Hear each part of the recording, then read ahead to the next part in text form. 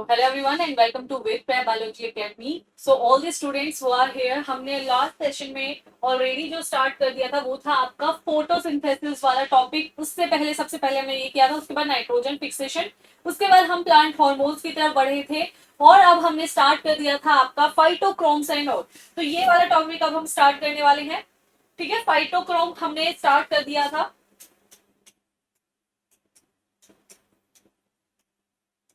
ठीक है, फाइटोक्रोम, इसके अंदर हमने कुछ इसके फीचर्स जाने थे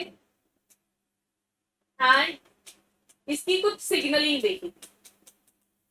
तो एक छोटा सा रिकैप लेते हुए इसकी सिग्नलिंग का हम आगे बढ़ते हैं। देखो, हमने पढ़ा था इसके अंदर कि एक होता है आपका फोटोमोर्फोजेनेसिस,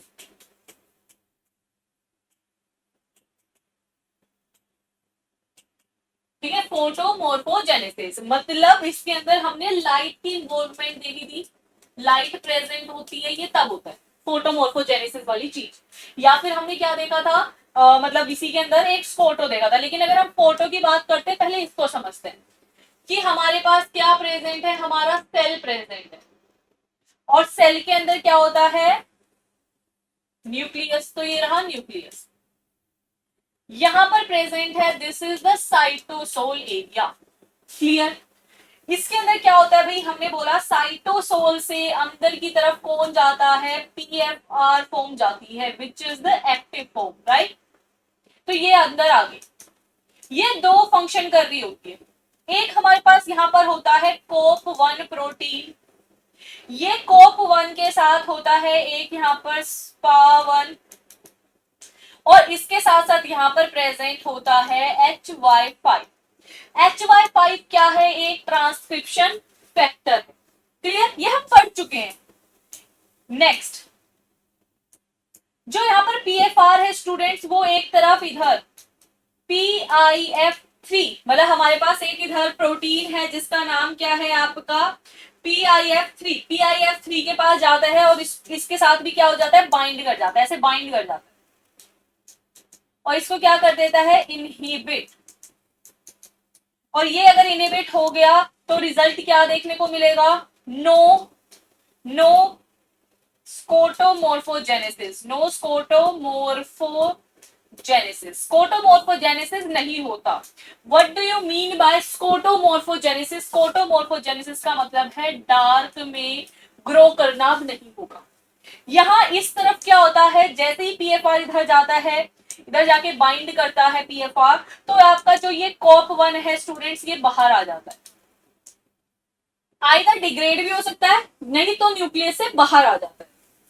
स्पा 1 हट जाता है और जो आपका यहाँ पर HY5 है ट्रांसक्रिप्शन फैक्टर, ये आपका डीएनए के साथ जुड़ता है, ट्रांसक्रिप्शन फैक्टर जुड़ता है यहाँ पर, और यहां से आपका फोटोमोर्फोजेनेसिस करवाता है। क्या करवाता है, फोटोमोर्फोजेनेसिस। क्लियर। तो ये हम पढ़ चुके थे। यहां पर हमने वर्ड बोला था ट्रांसक्रिप्शन फैक्टर।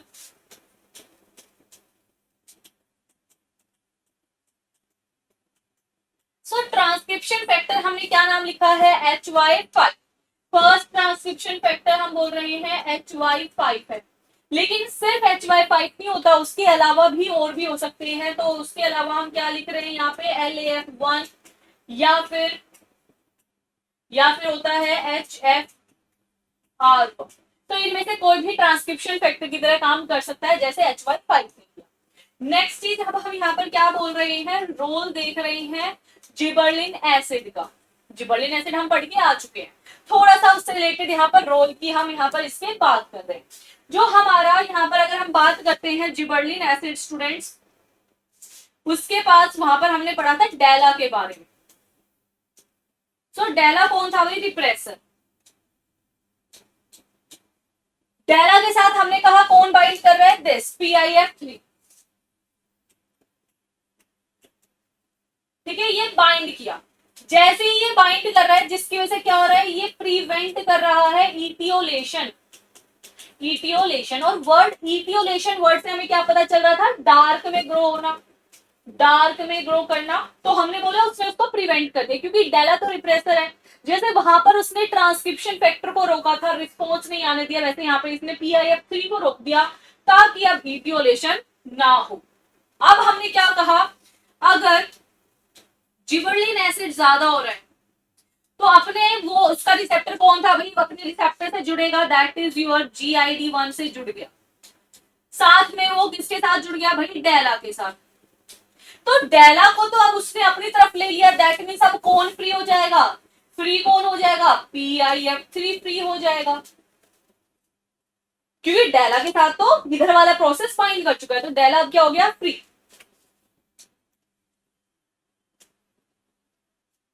ठीक है, PIF3 फ्री हो गया। अब जब फ्री हुआ तो भाई फ्री PIF3 तो क्या करवा सकता है, इटियोलेशन।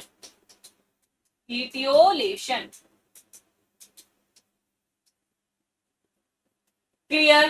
तो हमने क्या कहा, जिबरलिन एसिड ज्यादा, GID1 प्लस में डेला ने क्या करवा दिया, आपका फ्री कर दिया PIF3, जिससे क्या हो सकता है, इटियोलेशन।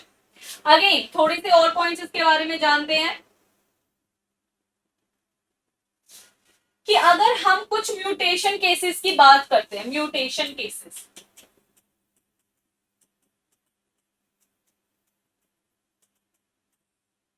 ठीक है, म्यूटेशन केसेस मैं बोल रही हूं, हमने म्यूटेट कर दिया, म्यूटेशन कर दी है इन PIF3, म्यूटेशन कर दी PIF3, तो क्या नहीं होगा, नो इटियोलेशन। रात वाली चीज की ग्रोथ मतलब स्कोटोमोर्फोजेनेसिस वो हो देखने को मिलेगा ही नहीं, तो इटियोलेशन होगा ही नहीं, क्योंकि वही अकेली चीज थी, PIF3 था ना जो उसको प्रमोट कर रहा था, वो नहीं हो पाएगा। नेक्स्ट चीज हम क्या कह रहे हैं यहाँ पर, म्यूटेशन हो जाना इन फाइटोक्रोम, फाइटोक्रोम ए। अभी हम पढ़ेंगे क्योंकि मैंने बताया था हमें इसके टाइप्स भी पढ़ने, लेकिन थोड़ा सा पहले देख लेते हैं। फॉर एग्जाम्पल हमने कहा एक टाइप है जिसका नाम है फाइटोक्रोम ए। अब हमने कहा उसके अंदर हमने म्यूटेशन कर दी, अगर फाइटोक्रोम ही म्यूटेटेड है, फॉर एग्जाम्पल स्टूडेंट यहाँ पे PIF3 था, अब मैंने कहा फाइटोक्रोम ए, फाइटोक्रोम खुद जो आ रहा है वही म्यूटेटेड है, PFR म्यूटेटेड है, सोच लो, तो कोई सिग्नलिंग हो पाएगी, नहीं हो पाएगी। अगर वो अपना काम ही नहीं कर पाएगा, मतलब वो तो फोटोमोर्फोजेनेसिस भी नहीं करवा पाएगा, फोटोमोर्फोजेनेसिस नहीं हुआ तो इटियोलेशन होगा, इटियोलेशन मतलब स्कोटोमोर्फोजेनेसिस मतलब डार्क में ग्रोथ। नेक्स्ट म्यूटेशन है, ठीक है, अगेन म्यूटेशन इन अदर फाइटोक्रोम्स जैसे B, C, D या E। अगेन यहां पर भी क्या होगा, नो सिग्नलिंग, क्योंकि वो भी इसी के टाइप है, एंड इटियोलेशन हो जाएगा। क्लियर। नेक्स्ट अगर हम यहां पर बात करते हैं स्टूडेंट्स कि there is a quadruple mutant, ये थोड़ा सा वर्ड ऐसा है क्वाड्रुपल म्यूटेंट, कंफ्यूज नहीं होना इसमें, ठीक है, क्वाड्रुपल मूवमेंट इस टाइम पे क्या होगा, डी इटियोलेशन, क्योंकि ये क्या करेगा, ये प्रमोट करेगा फोटोमोर्फोजेनेसिस,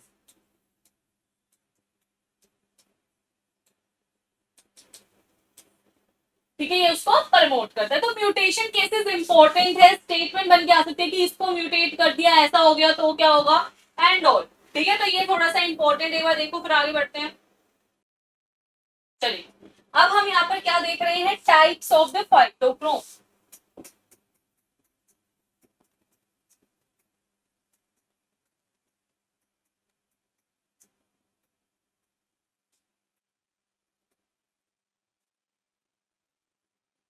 ठीक है, फाइटोक्रोम के कौन कौन से टाइप्स हैं, एक है टाइप 1,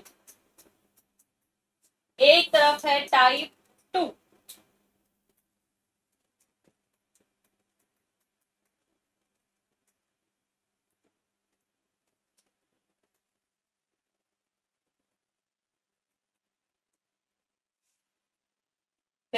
टाइप 1 की बात करते हैं, इसका कौन पार्ट है, मतलब कौन एग्जाम्पल है, कौन सा फाइटोक्रोम है, इट बिलोंग्स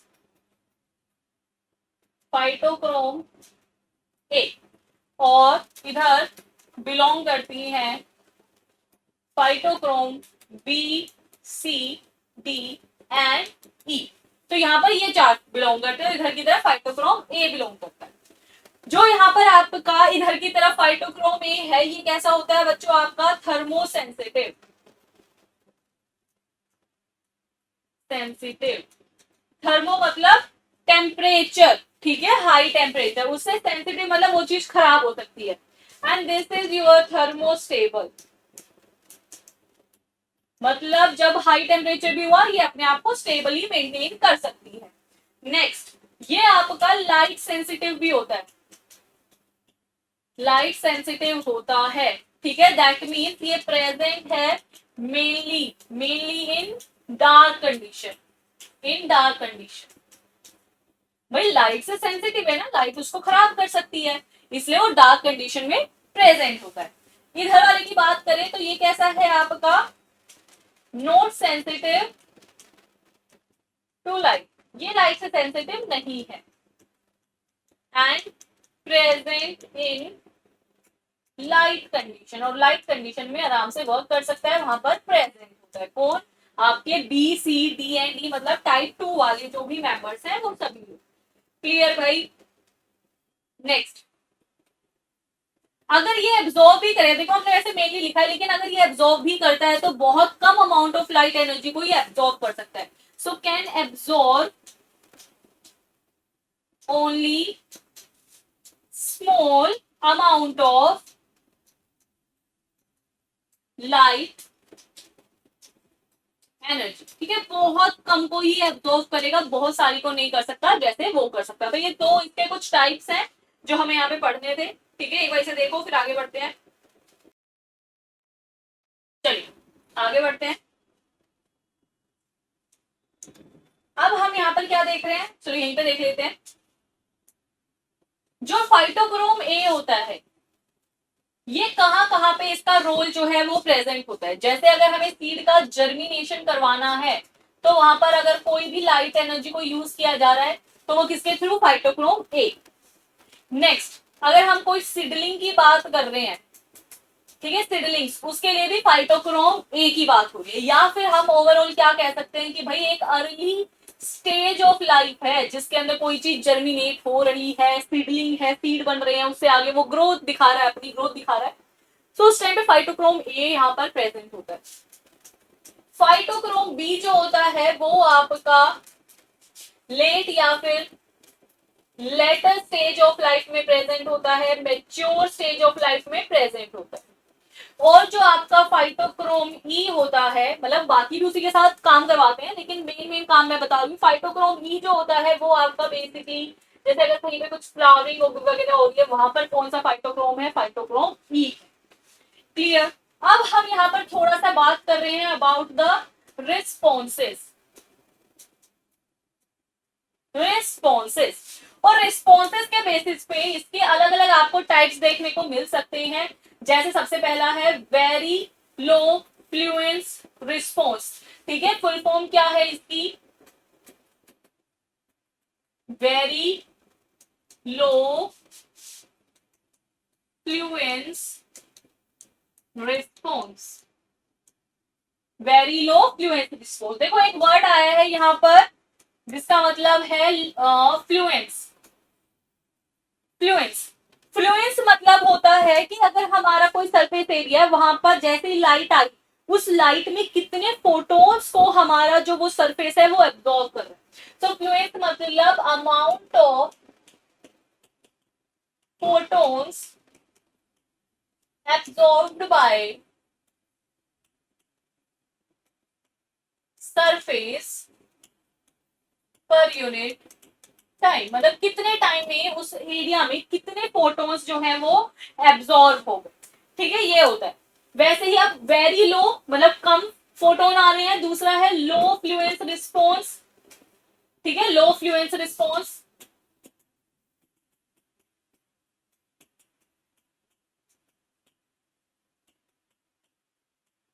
ठीक है, and last one is high influence response,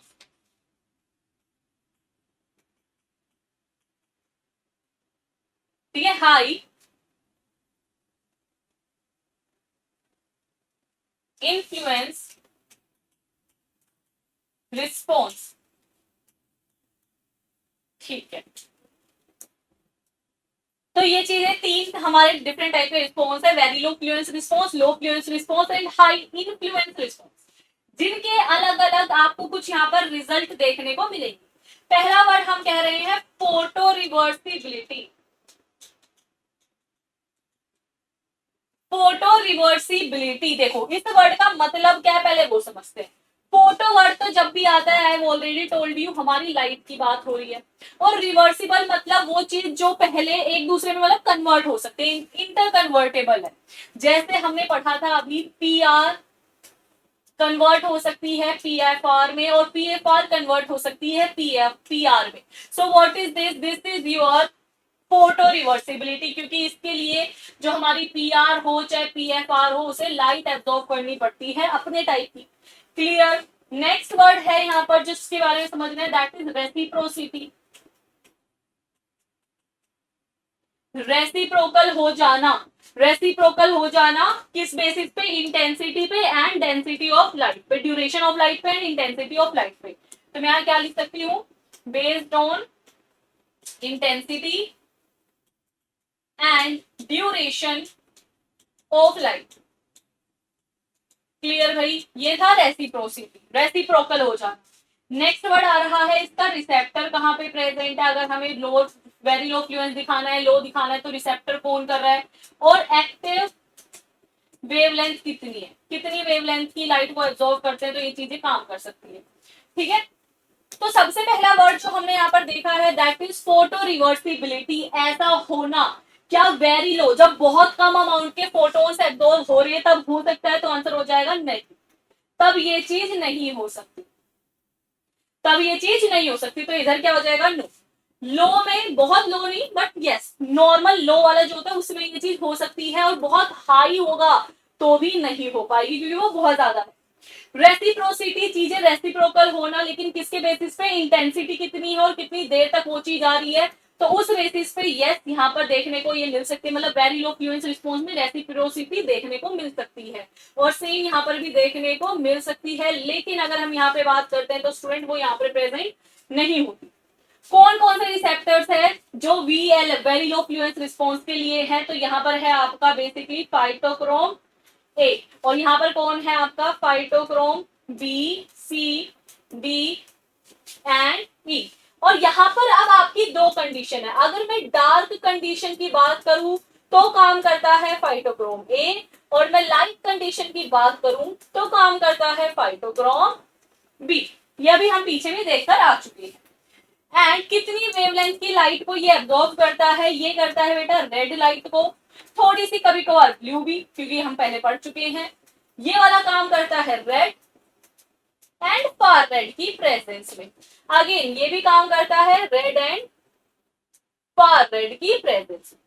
ये बहुत इंपॉर्टेंट टॉपिक था रिस्पॉन्स, क्योंकि इससे क्वेश्चन आए हुए हैं और आ जाते हैं, थोड़ा सा इसको देख लें। नेक्स्ट, अब हमने बोला एक वर्ड फोटोमोर्फोजेनेसिस, एक वर्ड बोला फोटोमोर्फोजेनेसिस। दोनों के फीचर्स में स्टूडेंट्स डिफरेंस है। जैसे अगर मैं बोल रही हूं फोटोमोर्फोजेनेसिस,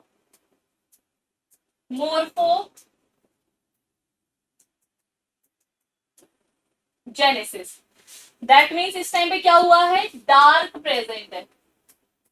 और डार्क बोले तो जैसे इथियोलेशन, मैंने सारे वर्ड्स लिख दिए जो इनके लिए यूज हो सकते हैं। और याद करो मैंने पीछे बताया भी था, ऐसी चीज में क्लोज्ड कोटिलेडन्स होते हैं, क्लोज्ड कोटिलेडन्स होते हैं, एंड काफी लॉन्ग हाइपोकोटाइल होती है, लॉन्ग हाइपोकोटाइल होती है, थिन हाइपोकोटाइल पतली पतली होती है, काफी थिन हाइपोकोटाइल देखने को मिलती है। ठीक है, और इसका ग्रीन कलर भी नहीं होता, ये थोड़ी सी पेल येलो कलर की हो जाती है, पेल येलो इन कलर। ठीक है, इसके अंदर आपको अपर पार्ट पे कुछ एपिकल हुक जैसा स्ट्रक्चर देखने को मिलेगा, एपिकल हुक फॉर्म होता हुआ दिखाई देगा। ठीक है, next reduced leaf expansion, leaf तो ज्यादा फैली हुई भी नहीं होगी, जहां एक नॉर्मल लीफ का साइज, समझो इधर नॉर्मल लीफ का साइज ऐसे होगा, यहाँ पर क्योंकि रिड्यूस्ड है वो थोड़ी सी ऐसी भी है। ठीक है, तो रिड्यूस्ड हो चुकी है। ये कब है, जब डार्क में ग्रो कर रहे हैं।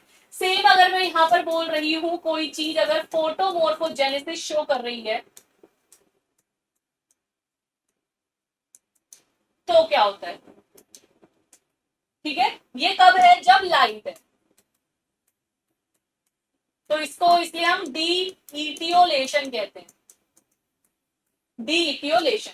यहाँ क्लोज होते हैं तो यहाँ पर ओपन स्टोमेटा होते हैं, सॉरी ओपन कोटिलेडन्स होते हैं। यहाँ लॉन्ग है तो यहाँ पर थोड़ी सी शॉर्ट हाइपोकोटाइल मिलेगी, मतलब नेचुरल जितनी होनी चाहिए उतनी। यहाँ पर थिन हाइपोकोटाइल है तो यहाँ पे नॉर्मल जैसे थोड़ी सी थिक होती है ना, वैसे मिल सकती है। पेल है और यहाँ पर ग्रीन कलर हो सकता है स्ट्रक्चर का। एपिकल हुक बनता है, नॉर्मली यहाँ पर एपिकल हुक नहीं बनेगा, मतलब नॉर्मली नहीं बन रहा उसके अंदर। भाई हमने पढ़ा था याद करो इथाइलिन वाली चीज, तो वहां पर हो सकता है लेकिन नॉर्मली नहीं बन रहा। रिड्यूस लीफ एक्सपेंशन हम कहेंगे भाई नॉर्मल लीफ एक्सपेंशन जितना होता है उतना मिलेगा। क्लियर भाई, बहुत अच्छा है। इसके पॉइंट पे क्वेश्चन आए हुए हैं अगेन, तो मैं इसको थोड़ा सा कर देती हूँ मार्क, इससे क्वेश्चन आए हुए हैं, वही तो देखो फिर आगे बढ़ेंगे। चलो, अब मेरा आपसे एक क्वेश्चन है, ठीक है। If I am saying if PFR high amount में प्रेजेंट, ठीक है, तो आप लोग मुझे फटाफट से आंसर दीजिए, इसकी वजह से क्या हो सकता है। क्या आपकी लॉन्ग हाइपोकोटाइल होगी या फिर शॉर्ट हाइपोकोटाइल होगी, लॉन्ग होगी या शॉर्ट होगी। टेक 30 सेकेंड्स और आंसर दीजिए।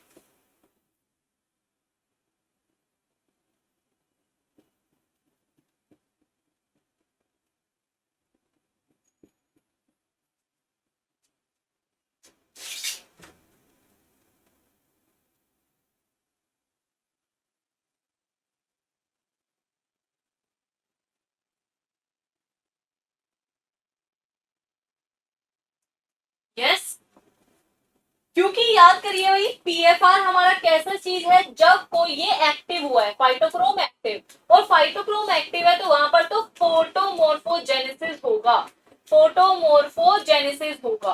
फोटोमोर्फोजेनेसिस हो रहा है दैट मीन्स हमारी लॉन्ग ना होके वो शॉर्ट हाइपोकोटाइल होगी। सिंपल सा क्वेश्चन।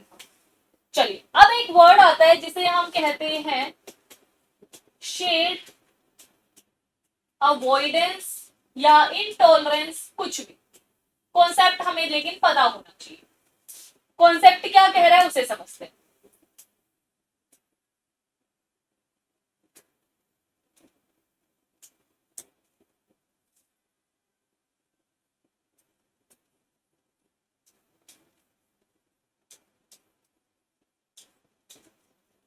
ठीक है, ये है आपका एक पेड़, फॉरेस्ट के अंदर ऐसे ही साइड में और भी बहुत सारे पेड़ होते हैं ना।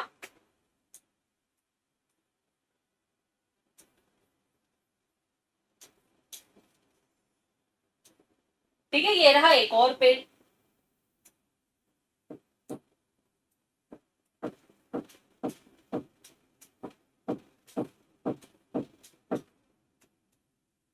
अब देखो ध्यान से, ये है टॉल ट्रीज, ये कैसे हैं, टॉल ट्रीज है, और यहाँ पर कौन है, सन।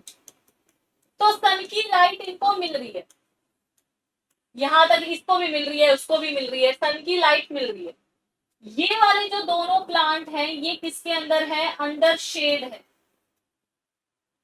शेड बोले तो छाया के अंदर है इन दोनों पेड़ की, क्योंकि बड़े बड़े पेड़ जो आपके फॉरेस्ट होते हैं उनके अंदर यही तो होता है, जो छोटे वाले होते हैं वो बेटा नीचे रह जाते हैं और उनको इतनी धूप भी नहीं मिल पाती, इसलिए वो अच्छे से ग्रोथ भी नहीं दिखा पाते है ना। तो ये तो हो गए शेड के अंदर, शेड बोले तो एक तरीके से भाई डार्क ही तो है। और ये वाली कंडीशन जो टॉल वाले हैं ये आपके लाइट वाली, कंडीशन में है। तो क्वेश्चन यहां से बन के आ सकता है, कैसे उसको देखते हैं। जो यहां पर आपके अंदर शेड है, उस कंडीशन के अंदर उन वाले पेड़ों के अंदर क्या होता है, उन पेड़ों के अंदर हम बोल रहे हैं जो पीएफआर है ना वो कम है, क्योंकि पीएफआर एक्टिव फॉर्म, और एक्टिव कब होती है चीज, जब उसको क्या मिल जाए, अच्छी खासी लाइट मिल जाए। लेकिन हमने कहा यहाँ तो डार्क है तो वो पीएफआर कम है। PFR is less, that means PR form जो इनएक्टिव फॉर्म है बच्चों वो ज्यादा होगी, और हम यहाँ थोड़ा रेशियो में लेके चल रहे हैं, ठीक है, तो वो ज्यादा हो रही होगी। ठीक है, ये बात समझ आई। और भी देख लेते हैं। एक वर्ड होता है, अब देखो ये तो पी का मतलब फाइटोक्रोम्स की बात करी गई। अब मैं बोल रही हूं इस रीजन के अंदर, इस शेड वाले रीजन के अंदर रेड लाइट ज्यादा है या फार रेड लाइट ज्यादा है, आप लोग मुझे आंसर करिए सबसे पहले।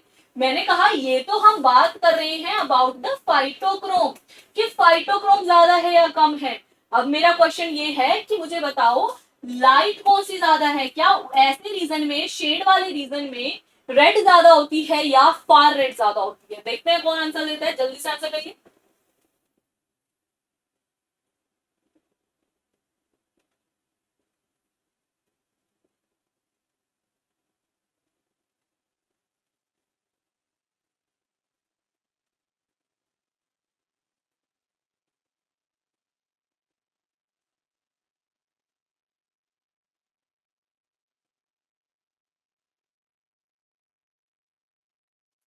यस, हमने कहा लाइट।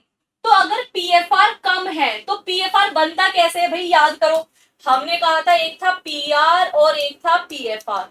पीआर फॉर्म पीएफआर में कब जा सकती है, जब ये एब्जॉर्ब करती है red light. That means PFR अगर कम है तो रेड लाइट कम आई होगी ना इसके पास, तभी तो पीएफआर कम है। तो हम क्या बोलेंगे, यहाँ पर जो रेड लाइट है, रेड लाइट है स्टूडेंट्स वो कम है, वो कम है। और जो फार रेड होती है, फार रेड है वो ज्यादा है। क्यों है फार रेड लाइट ज्यादा, क्योंकि जब ये वाली चीज फार रेड को एब्जॉर्ब करती है तो यहाँ पर फिर से रिवर्जन देखने को मिलता है, मतलब चीजें एफ आर पी आर में जाती है, तभी तो पी आर के नंबर ज्यादा है और पी एफ आर के नंबर कम। ये किसकी बात हुई, शेड वालों की बात हुई। अब मैं बोल रही हूँ इन बड़े पेड़ों की बात बताओ जो जिसके पास अच्छी खासी लाइट आ रही है, तब प्रोसेस उल्टा हो जाएगा। इस कंडीशन में पी एफ आर ज्यादा हो जाएगा और जो पी आर है वो कम हो जाएगा, और लाइट का केस भी उल्टा हो जाएगा। यहां पर रेड लाइट ज्यादा होगी और जो फार रेड है वो कम होगी। क्लियर, जल्दी से इसको देखिए फिर आगे बढ़ते हैं।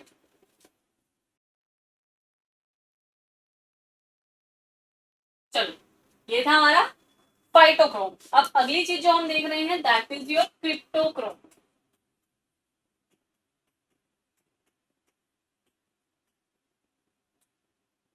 सबसे जो इंपॉर्टेंट था वो था फाइटोक्रोम ही, उसी से सबसे ज्यादा आपको क्वेश्चंस देखने को मिल जाते हैं फाइटोक्रोम से, ठीक है।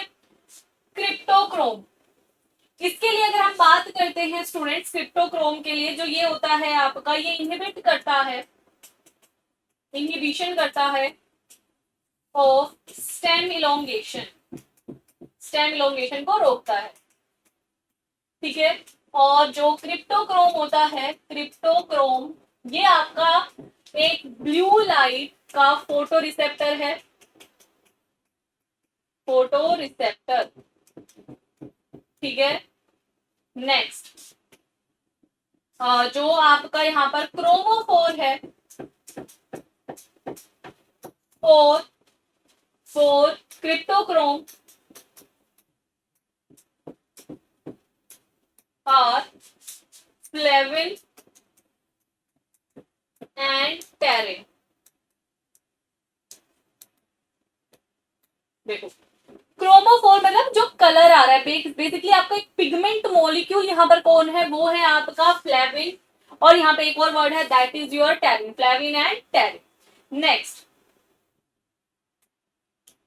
क्योंकि इसके पास फ्लेविन होता है इसलिए सो कॉल्ड, इसको हम क्या कहते हैं, फ्लेवोप्रोटीन भी कहते हैं। क्योंकि याद करो पीछे भी मैंने बताया था पिगमेंट प्लस प्रोटीन यहाँ पर होता है, पिगमेंट प्लस प्रोटीन होता है, इसलिए हम क्या बोल रहे हैं, flavoprotein. Next, it is found in all plants, सभी प्लांट्स में देखने को मिलता है, ठीक है, सभी प्लांट्स में आपको ये देखने को मिल सकता है। It is also responsible for, किसके लिए रिस्पॉन्सिबल है ये, किर्सेडियन रिदम, किर्सेडियन रिदम।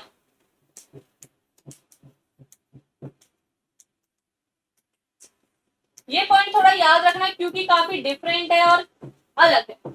किर्सेडियन रिदम जैसे एनिमल्स में होती है, उनके अंदर हमें पता होता है कि कब रात हुई दिन हुआ, वो उसको उसी हिसाब से अपनी बॉडी को अडेप्ट करते हैं। हमारी बॉडी उसी हिसाब से देखने लग जाती है कि हाँ दिन के टाइम हमारी वर्क एनर्जी ज्यादा है और रात के टाइम थोड़ी स्लो हो जाती है।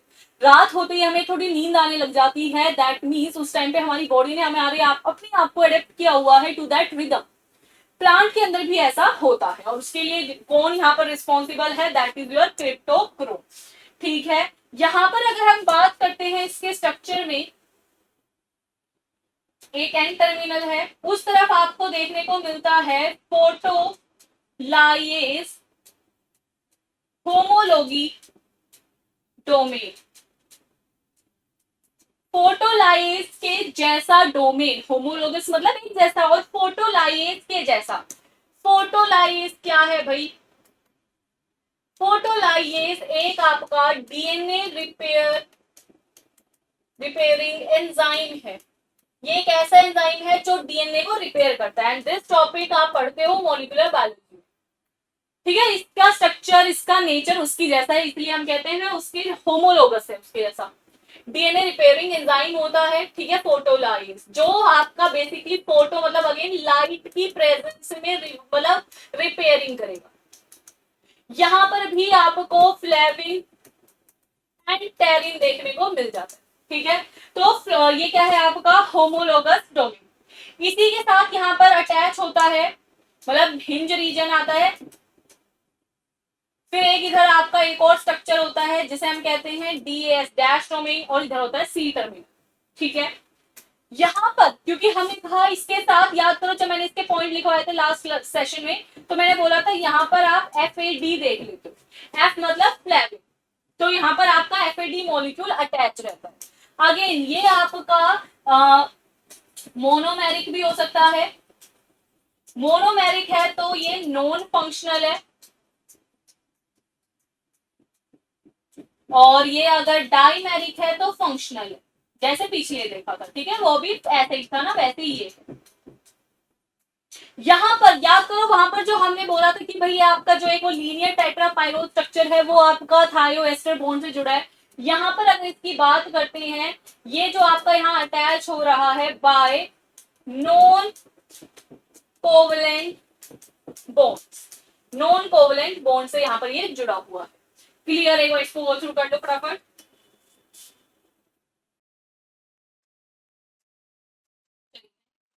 जैसे उसमें हमने देखा भाई उसके भी कुछ टाइप्स हैं, फाइटोक्रोम के, फाइटोक्रोम टाइप 1, 2, ऐसे ही यहाँ पे भी आपको इसके क्या देखने को मिलते हैं, टाइप देखने को मिलते हैं। सो जो आपका क्रिप्टोक्रोम है, शॉर्ट में हम क्राई कहते हैं, याद करो लिखवाया था ना लास्ट क्लास में, yes. So this exist in 2 forms, ठीक है। पहला फॉर्म है that is your cry 1 and cry 2। Next, तो इनके बीच में जो मेजर डिफरेंस है, द मेजर डिफरेंस इज, जो हमारा क्राई 2 है इज रैपिडली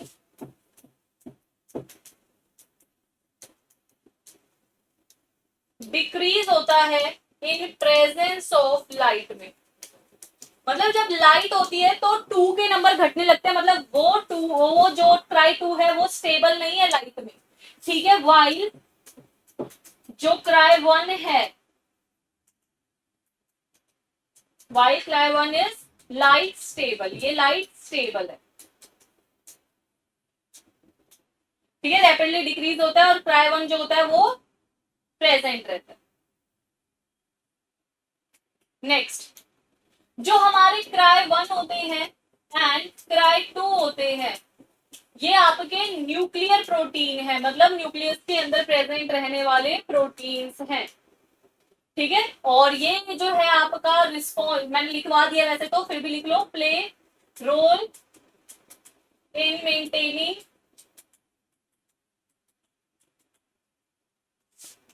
circadian rhythm,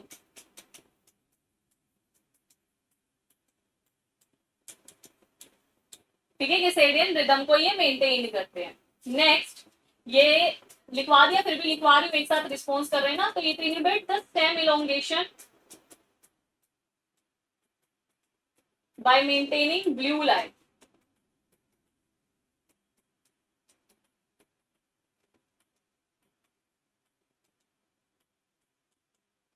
ठीक है। और साथ साथ ये भी याद रखना, ये आपका इनहिबिट करता है कोप 1 को, कोप 1 इनहिबिट है, दैट मीन्स फोटोमोर्फोजेनेसिस होगा, फोटोमोर्फोजेनेसिस होगा। एक बार गो थ्रू कर लो, फिर आगे बढ़ते हैं।